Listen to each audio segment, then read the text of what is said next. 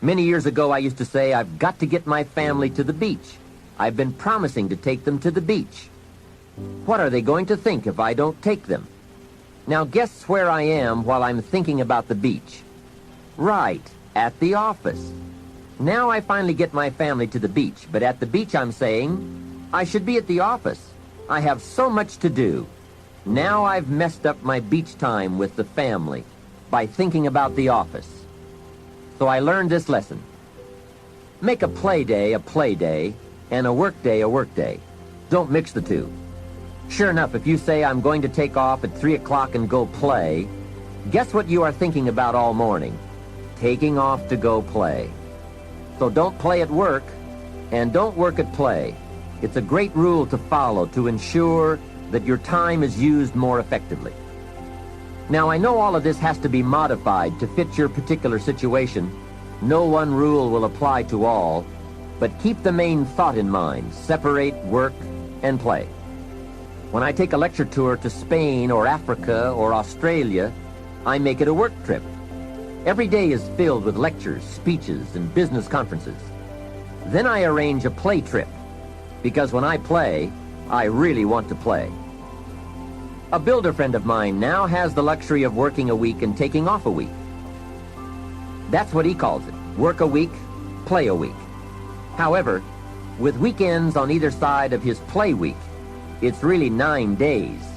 So he works 5 and takes off 9. That is luxury, right? However, the 5 days he works, he really works. Secretaries, accountants, architects, superintendents, long days, around the clock, into the night. 5 heavy, full days. Then he's off to play. So when he works, he really works, so that he can save all the playtime for a longer stretch. Now, perhaps we can't all do that, but we can learn to practice the skill of separating work and play. The next time management essential is to analyze how you are. Then, if the challenge calls for it, you must either change how you are or change your procedure. That is productivity waiting to make time pay. Self-analyzing. The first thing to analyze is your periods of greatest productivity throughout the day. If you are a morning person who wakes up early, ready to start the day, that is the best time to do your creative work. You can get more done when you're at your best. Some people are night people, fuzzy in the morning, late to get started, but alert and awake long into the evening. If that's the way you are, then this is the best time to pack in the activity and creativity. The key is to find your best time and use it to its fullest. You want to ask every day, how can I grow? So at the end of that day, you're not the same person that got out of bed.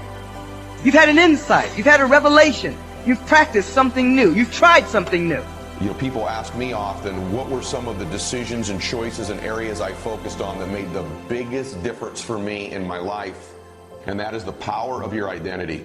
See, I believe the most powerful force in the world is to be consistent with the thoughts, ideas, concepts, and beliefs you hold to be true about yourself. And that is what identity is. Shakespeare has this incredible quote that says, we know what we are, but not what we may be. And the who you may be is going to be dictated by your ability to alter your identity. Because you are going to always be consistent with what you believe you're worth and what you believe you deserve, or what is your identity. And so most people think their life is dictated by external circumstances. They spend their entire life trying to control what is outside of them. Sacrifice, consistency, struggle gets you greatness. It's not what you're capable of. It's what you're willing to do. Again, what is your excuse? Why are you stopping yourself? Believe to achieve, dream big. Don't let anybody talk you out of your goals and your dreams. You've got to take action. You've got to ignore everyone else. And you've got to love yourself, trust yourself, listen to yourself, and follow your gut. If you give up on your dream, what's left? Because the people who accomplished their dreams in this world stopped telling people about them and started showing them. They never once gave up on a dream just because of the amount of time it took to accomplish it. No, they knew that the time was gonna pass anyway. Every single successful person that accomplished a dream will tell you that as soon as you truly start pursuing your dream, your life wakes up and everything has meaning. You need to know without a shadow of a doubt that it's going to happen. And when you believe wholeheartedly, then there's no need to call it a dream. And I say to you that if you begin to take a conscious effort to find out what it is that you're supposed to do, I say that it can literally save your life. Life happens for you. It happens for you. Opportunities will come to you every day. It's either for you, you can remain scared of the opportunities, or you can embrace them and take them. I think that many of us don't go the next step because we don't know what to do yet.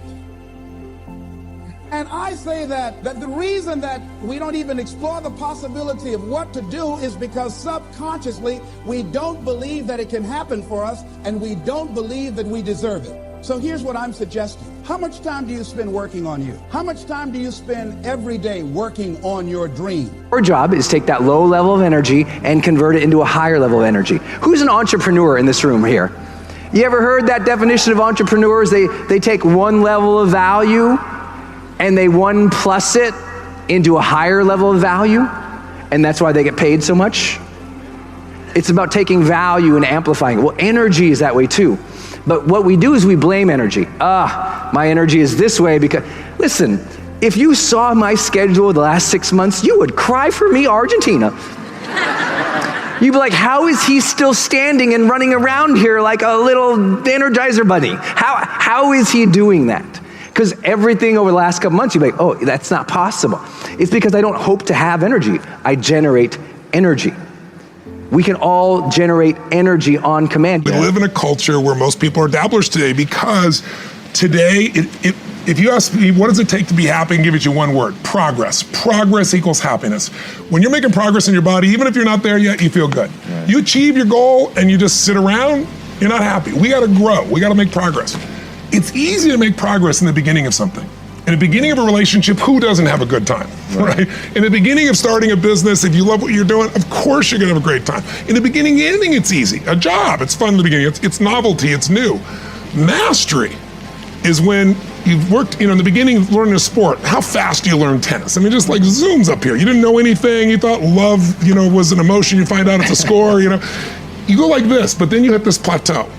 And most people hit that plateau, they go, wrong job, wrong relationship, wrong business, because it's not instantly fulfilling them. But the people that go, I'm gonna fight through and go deep, I'm gonna find a way to break through, I'm gonna find a way to learn and know more about this any human alive so that I can help as many human beings as possible, and it won't be bullshit, it's because I've lived it. There is a power in mastery. And how many people do you know are really committed to mastery today? Most people dabble in a million things, they master nothing, and they wonder why they're unfulfilled. Because they're running for the sugar, the next thing that feels good, instead of getting past what doesn't feel good and getting to where you own something. Imagine we're standing in a big empty room, right? And we're standing in one corner, and I give you a simple instruction. I want you to go to that corner in a straight line, right? Off you go, no big deal, right? Without telling you, I slip a chair in front of you. What do? You go around the chair. Now you just disobeyed what I told you to do. I told you to go to that corner straight line. But this is the amazing things about human beings, which is when we're given a clear destination, we use our own creativity and our own sense of innovation and our own problem-solving abilities to overcome obstacles to get to the destination. In other words, the destination is more important than the route, right? We're flexible about the route. We're obsessed with the destination. Reset. We're standing in the corner together, and I give you a simple instruction. Go somewhere in this room in a straight line. And you say to me, well, where do you want me to go? I'm like, I don't know. You're smart, figure it out. Go in a straight line. And so you pick a point and you start walking. And without telling you, I put a chair in front of you. And what do? You come to a grinding halt. And I say, what did you stop for? You go, well, you put a chair in front of me. Or you'll make a sudden turn and go in another direction, right? And this is the problem. It's the same obstacle. The difference is when you have a clear destination, the obstacles become easy to overcome. When you don't have a clear destination, you keep coming to a grinding halt. And what we do in our companies is we're counting the steps we're taking along the route, but we're never looking at the destination, right? So a company says, made $1 million this year, we were only planning on making 800,000. Like we took 10 steps, we're only planning on taking 8. Where are you going? No clue, right? We count the steps. And so the point is that people want to feel that the effort that they're exerting actually are moving somewhere. And so successful measurement, successful recognition is not just for the steps you take. It's not just for the effort. It's that the effort you exerted moved us closer to where we're trying to get to. And that get to should be some crazy ideal. My ideal is to live in a world in which the vast majority of people wake up every single morning, inspired to go to work and fulfilled by the work that they do. And the couple of measurements that I use are if the book is selling, and by the way, people ask me, how many have you sold? I have no clue. I've never asked the publisher because I don't care. I really don't care how many I've sold. What I care about is the Amazon rankings and that those are going steady or up and not plummeting, because that means other people, right? Because I don't have a publicist, I don't have a marketing strategy on purpose. I didn't hire one of those companies to sell the book for me. And the reason is because I'm not interested in book sales. I'm interested in the spreading of an idea. And so I just use that as a metric to help me understand, am I sort of marching because the more I preach, is it resonating? And so you have a couple of these imperfect measurements that help you understand, are you going along the way? So it's not just great effort, look what you achieved, because that's what we're doing now. Right? Our goal is to increase top-line revenues by $50 million. For what reason? Right? Which is, we have to know the destination, and then we say, amazing. You took us that much closer. And if we go to the right, it's because we were overcoming an obstacle. If we hadn't gone to the right, we would have been stuck forever. Thank you. It's not always straight lines. It's not always straight lines. But it's in one direction. She's pulling the cane out.